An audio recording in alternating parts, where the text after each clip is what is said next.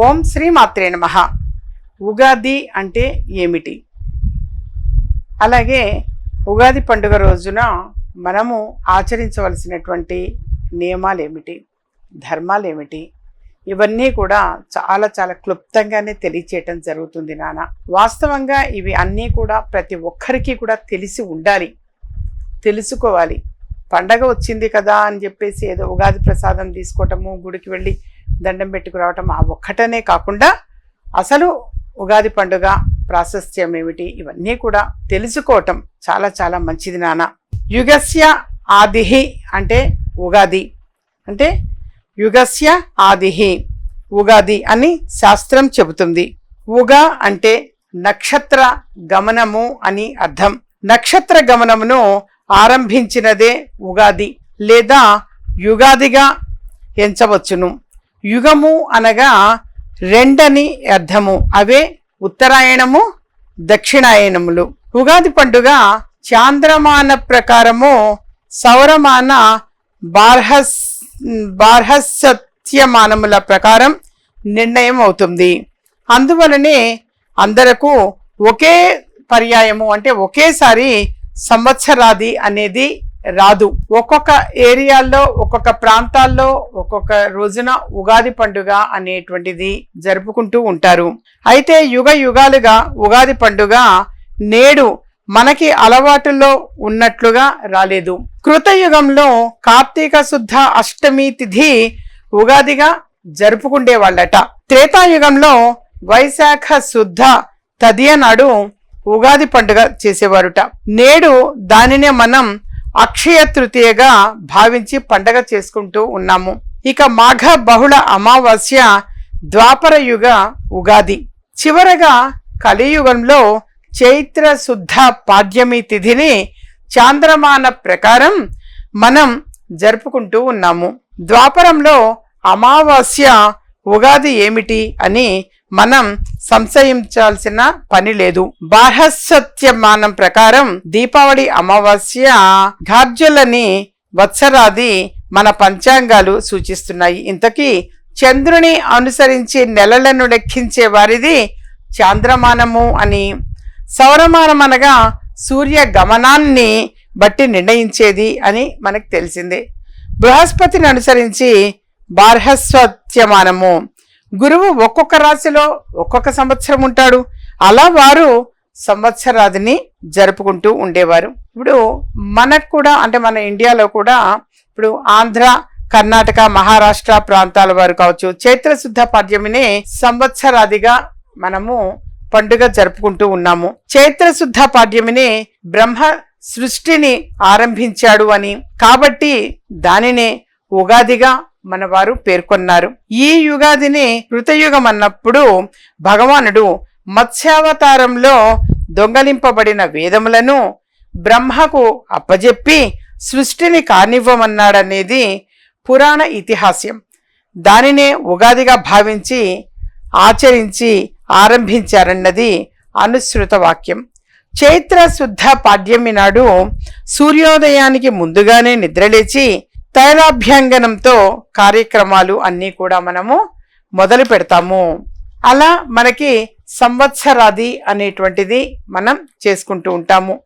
ఈ సంవత్సరాది అనంటే అంటే ఉగాది అనంటే తిథి వార నక్షత్రాలతో పాటు యోగము కరణము అనే వాటిని కూడా కలిపి మనము పంచాంగము అని చెప్పేసి నిర్ణయించటము అనేటువంటిది ఉంటుంది. ఇది మనము గమనించాలి. అలాగే తిథి అనంటే సూర్య అంటే తిథి వార నక్షత్ర యోగం కరణం, ఈ ఐదింటిని కలిపి పంచాంగము అని అంటాము. అందులో తిథి అనంటే సూర్యచంద్రుల కలయికను అనుసరించి అంటే అమావాస్య నుంచి తిరిగి అమావాస్య వరకు గల దూరాన్ని పాడ్యమి, విదియ వంటి తిథుల పేర్లతోటి మనం పిలుస్తుంటాం. పాడ్యమి, విదియ, తదియ, చవితి, పంచమి ఇలా మనము పిలుస్తూ ఉంటాము. పాడ్యమి నుంచి పౌర్ణమి వరకు 15 రోజులు అంటే 15 తిథులు ఉంటాయి. శుక్లపక్షము అయితే పౌర్ణమి తరువాత మళ్ళీ పాడ్యమి, విదియ, తదియ అవి మళ్ళీ అమావాస్య వరకు కూడా వస్తాయి. దాన్ని కృష్ణపక్షము అని చెప్పేసి అంటాము. అంటే అవి శుక్లపక్షంలో ఉండే 15 రోజులు, కృష్ణపక్షంలో ఉండేటువంటి 15 రోజులు కలిపి 30 రోజులు. ఆ తిథులు అనేటువంటి పాడ్యమి నుంచి పౌర్ణమి వరకు ఒకటి, మళ్ళీ పాడ్యమి నుంచి అమావాస్య వరకు కూడా ఒకటి కృష్ణపక్షము అని అంటాము. అలా అమావాస్య కృష్ణపక్షం అవుతుంది. మొత్తం ఈ 30 తిథులతో కూడుకొని ఉన్నది చాంద్రమానము, అంటే దీనిని తిథి అని అంటాము. అలాగే వారము, వారము అనంటే సూర్యోదయం నుంచి మళ్ళీ సూర్యోదయం వరకు కూడా గల కాలం ఒక రోజు, అది ఆదివారము. ఆదివారం నుంచి వరుసగా అన్నమాట 7 రోజులు వస్తాయి, అంటే శనివారం వరకు. ఆదివారం నుంచి శనివారం వరకు మనము ఒక వారంగా పరిగణిస్తాము. అలాగే యోగము, యోగము అనంటే తిథి, వారము, నక్షత్రము. మన ఆర్డర్ ఆఫ్ గా చూస్తే నక్షత్రం వస్తుంది. నక్షత్రము అన్నప్పుడు చంద్రగతిని ఆధారంగా చేసుకొని అశ్విని మొదలు రేవతి వరకు 27 నక్షత్రాలతో సంచరించు కాలాన్ని మనము నక్షత్రము అని అంటాం. మనకుండే నక్షత్రాలు 27 నక్షత్రాలు. అది చంద్రగతిని ఆధారంగా చేసుకొని అశ్విని మొదలు రేవతి వరకు మనకి 27 నక్షత్రాలు ఉంటాయి. అలాగే యోగము, యోగము అనంటే రవి చంద్రుల కలయికనే యోగము. విష్కంభాది 27 యోగములు అనేటువంటివి వరుసగా నిర్ణయించారు. అలాగే కరణము, చంద్రగతిని అనుసరించి భవాది 11 కరణాలు వరుసగా తిథిలో సగభాగంగా లెక్కిస్తారు. శుభతిథిని ఎన్నుకొని పని ప్రారంభిస్తే సంపద, వారం వల్ల ఆయుష్ పెరుగుతుంది, నక్షత్రం పుణ్యాన్ని ఇస్తుంది, యోగము వ్యాధి నాశనాన్ని చేస్తుంది, కరణం ఇష్టకామ్యాన్ని సిద్ధిస్తుంది. అందుకనే మనము పంచాంగము అనంటే ఈ 5టిని కలిపి, ఈ 5టిని కూడా కంపల్సరీ ఫాలో అవ్వటము అనేటువంటిది మన సాంప్రదాయము. ఈ విధంగా మరి పంచాంగము అనేటువంటిది నవోన్మేషమైన ఉగాది పండుగ నాడు ప్రతి ఇల్లు కూడా చాలా సందడిగా ఉంటుంది, కళకళలాడుతూ ఉంటుంది. ఈ రోజున మరి తప్పనిసరిగా తెల్లవారుజాముననే లేవటము, అభ్యంగన స్నానము అనేటువంటిది చేయటము, నూతన వస్త్రాలు ధరించటము అనేటువంటిది చేస్తూ ఉంటాము. పరస్పరం శుభాకాంక్షలు తెలుపుకోవటము అనేటువంటిది కూడా ఉంటుంది. అలాగే ఇళ్ళు ముంగిళ్లను మామిడి ఆకులు, పువ్వుల తోరణాలతోటి అలంకరిస్తాము. పంచాంగాన్ని సంవత్సరాది దేవతను పూజిస్తారు. వ్యాపారస్తులు కొత్తగా లెక్కలు ప్రారంభించి నూతన వ్యాపారాలను కూడా ఆరంభిస్తారు. పంచాంగ శ్రవణం ఉగాది నాటి యొక్క విశేషము.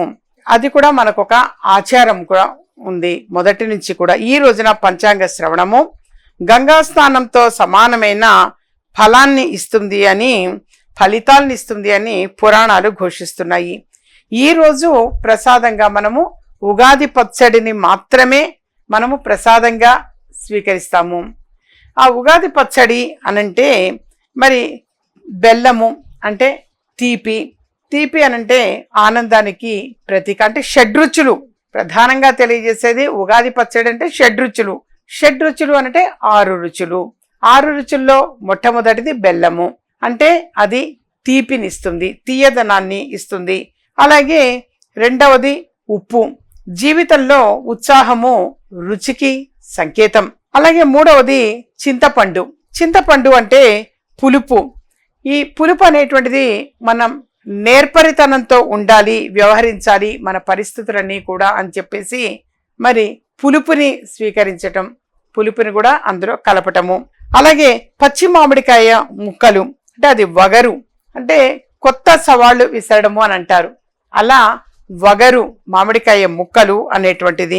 అలాగే కారము, కారము అనంటే మనలో సహనం కోల్పోయేటట్లు చేసేటువంటి పరిస్థితులు. ప్రధానంగా వేప పువ్వు. వేప పువ్వు అనంటే అది చేదు, బాధని కలిగించేటువంటి అనుభవాలు. అంటే ఈ షడ్రుచులు కూడా ఒక వ్యక్తి యొక్క జీవితంలో వాస్తవంగా ఓర్పు, సహనము కలిగి ఉండాలి అని చెప్పేసే అంతరార్థం. అంటే కష్టాలు వచ్చినాయని చెప్పేసి బాధపడటం, సుఖంగా అంటే తీపి బెల్లం, సుఖం ఉందని సంతోషపడడం అలా కాకుండా మరి జీవితము అంటే ఆటుపోట్లు, అప్ అండ్ డౌన్స్ వస్తూ ఉంటాయి. వాటిని తట్టుకోగలగాలి, మనం ఎప్పుడు కూడా బ్యాలెన్స్ చేసుకోగలగాలి. అందుకని చెప్పేసే ఉగాది పండుగ నాడు ఈ షడ్రుచులు 6 రుచులు కలిపినటువంటి ప్రసాదాన్ని స్వీకరిస్తూ ఉంటాం. ఉగాది పచ్చడి మెయిన్, ప్రధానంగా ఇది ఉగాది పచ్చడి. మనకి మిగతా అన్నీ కూడాను పిండి వంటలు అనేటువంటిది ఎవరి శక్తి కొద్దీ వాడు చేసినా మన పూజా ప్రాసెస్ అనేటువంటిది మొత్తం కంప్లీట్ అయిన తర్వాత ఉగాది పచ్చడి ప్రసాదాన్ని స్వీకరించాలి. ఇది ఆరోగ్యానికి కూడా మంచిది అని చెప్పేసి, అలాగే మరి ఈ రోజు నుంచి వసంత నవరాత్రులు అనేటువంటివి కూడా ప్రారంభమవుతూ ఉంటాయి. ప్రధానంగా చక్కని ఆరోగ్యం కోసము ఈ ఉగాది పచ్చడి అనేటువంటిది తప్పనిసరిగా ప్రతి ఒక్కరూ కూడా, ఇప్పుడు మన దేవాలయానికి వెళితే కూడా తప్పనిసరిగా ఉగాది పచ్చడి ప్రసాదం ఇస్తారు. మన ఇళ్లలో ఎవరి ఇంటికి పోయినా ఫస్ట్ ఇచ్చేది ఉగాది పచ్చడి. ఈ విధంగా ఏంటంటే ఉగాది పచ్చడి అనేటువంటిది అంటే సైంటిఫిక్ రీజన్ అనేటువంటిది కూడా ఉంది. అందుకని చెప్పేసి కంపల్సరీ ఈ రోజున మరి ఉగాది రోజున కొత్త సంవత్సరం ప్రారంభమైనటువంటి రోజున తప్పనిసరిగా మనము ఉగాది ప్రసాదము అనేటువంటిది స్వీకరించాలి. మా ఛానల్ సబ్స్క్రైబ్ చేసుకోండి, మరి కొంతమందికి షేర్ చేయండి.